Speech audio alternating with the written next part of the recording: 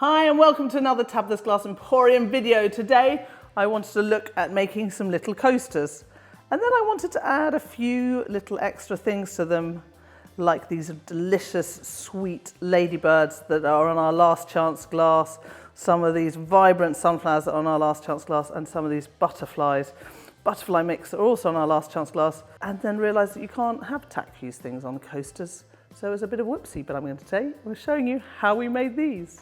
Hey, we've got some great glass on our last chance page. We made some sunflowers in slightly the wrong colour, and we called them Vibrant Sunflowers, and those are available. We've also got these sort of winter leaves are available, and some Practically Imperfects, which are not last chance, but man, they're so great, and they are also really brilliant to use. And I just wanted to make a couple of coasters. We've got a workshop coming in the next couple of weeks, and I just wanted to make some example coasters up for them to use using sort of cheaper products. So it's like last chance glass, as well as Practically Imperfects and other things that weren't so much, and some other kind of maybe possible products that, you know, they're not our top quality, but are still beautiful to use, particularly in this method. So with this, you're going to take 2 pieces of Tecta, you need some powders, and you need some Marini.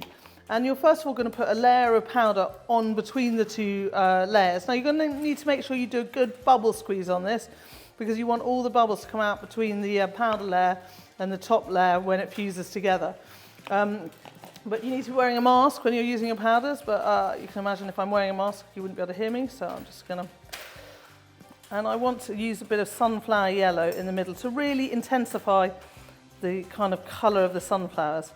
You'll want to get a good layer. You want to make sure it's thick enough that it's really going to cover it. If any of you have used powders, you know that if you don't give a good layer, you get a bit of a wishy-washy colour.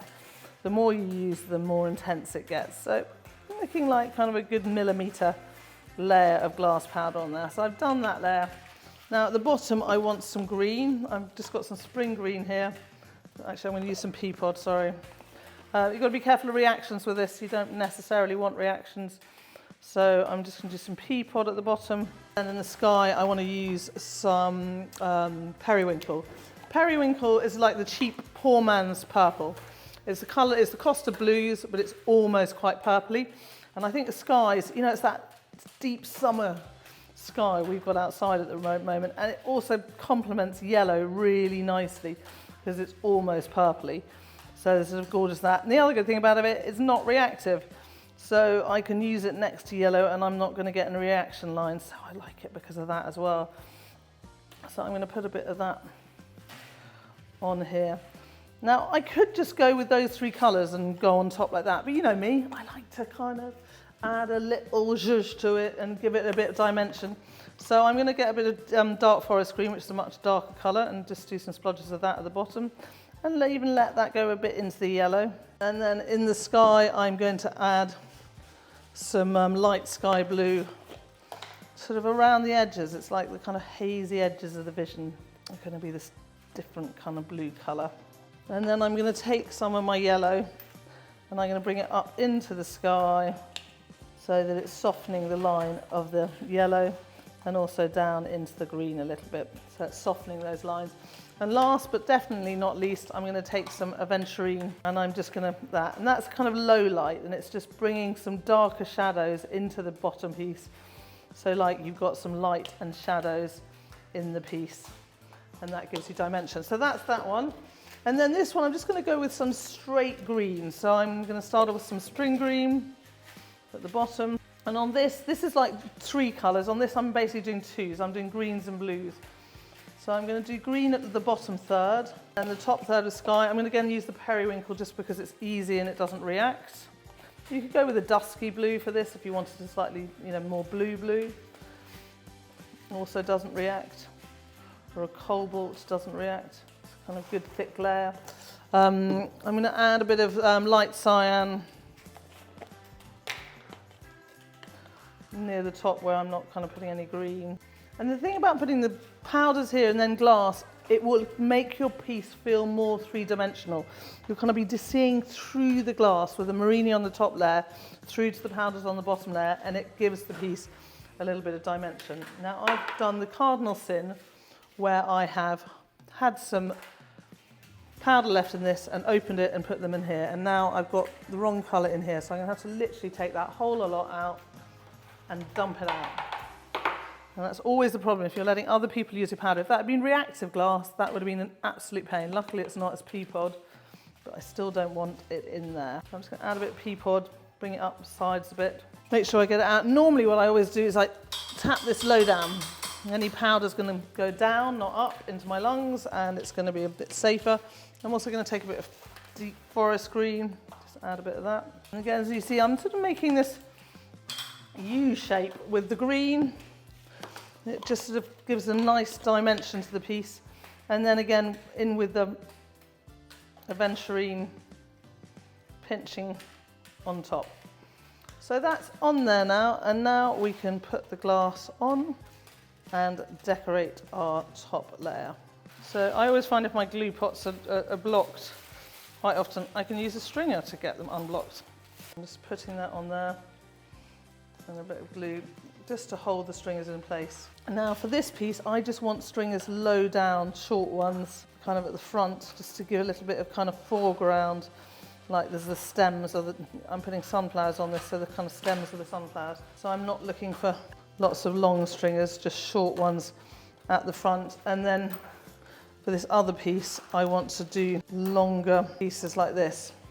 And then after that, I'm going to decorate them with lots of marini, which I know will all melt together. And then we'll see how it looks. So these are the vivid sunflowers, and I'm just going to put some of these on. These are practically imperfect sunflowers. Look how perfect those are. And I just pulled out, I had some normal sunflowers around that I just thought I'd stick a few of them on just to have different sized ones. We're doing this two firings.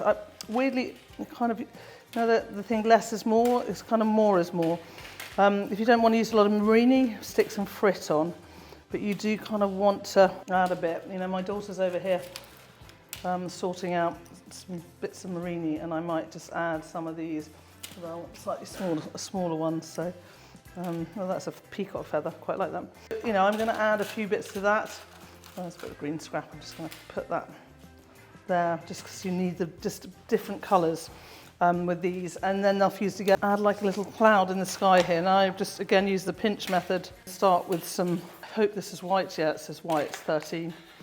And I'm just going to put a kind of cloud up the top here, and then over here maybe a cloud down here. Now, because this is powder, they're not going to be massively obvious, the clouds. They'll be very subtle and faint, but they'll be there. And also you'll get the three-dimensional thing because the clouds are on this layer, and you've got the sky below.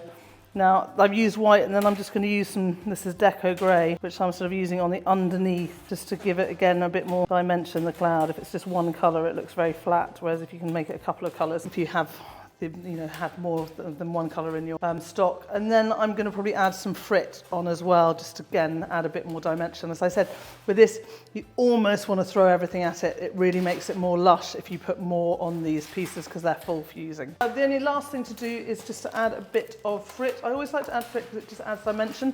I'm going to use marigold, which is a more kind of orangey yellow. Then I have got sort of different colours, and it's slightly darker, and I'm using the medium frit. Got all these bags of frit I bought many years ago. My good friend Yvette in England. So this is, I've got a little pot of citronella frit, which Bullseye were kind enough to let me try. Some deep forest to bring the green up from the bottom into the bit above. I've got some avocado. And then I'm always going to use a bit of the light aventurine, just to give again that low light. And it sparkles slightly, and it's just so yummy. And I will always make sure that my marini don't have any frit left on top of them. I don't want them covered up by the frit, to give them a little clean with my fingers or a paintbrush if you have one, and then it's ready to go in. So here are these out of the kiln, and I think they look fab. I love our vibrant sunflowers on here. So these are on special in our last chance glass. We've also got some of our practically imperfects on here and on this, and I just think they look lush. So really worth looking and checking our last chance glass page out. So what I really wanted to do is we've got these Sweet Ladybirds. They're called Sweet Ladybird. They're also on our last chance glass because they were made slightly incorrectly, so you can buy them slightly cheaper. And also these really pretty butterflies. These are our butterfly wings, and you can get them in, they're in like greens, and you can get some orange ones, and they're a mix. And then I'm going to put some butterflies on here as well. What are you doing? Well, I've got these coasters and I'm going to put some of our butterfly mix and some of our sweet ladybird on them. Wouldn't that look nice? No, not if they're coasters. You wally, Tabitha. So I can't put those on there, but they look so nice. Look at these ladybirds. All right, well, we're not going to fuse those onto the coasters, but you should go and check out the Last Chance glass page anyway and see what you can do with these.